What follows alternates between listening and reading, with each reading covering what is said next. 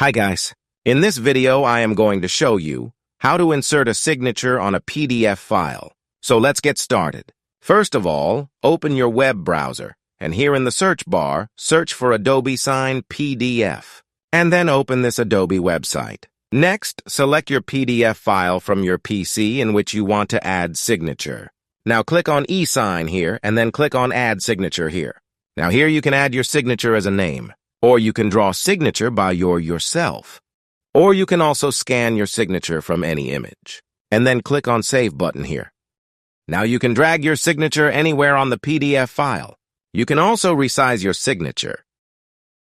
Once you're done, then click on Download button here to download your file.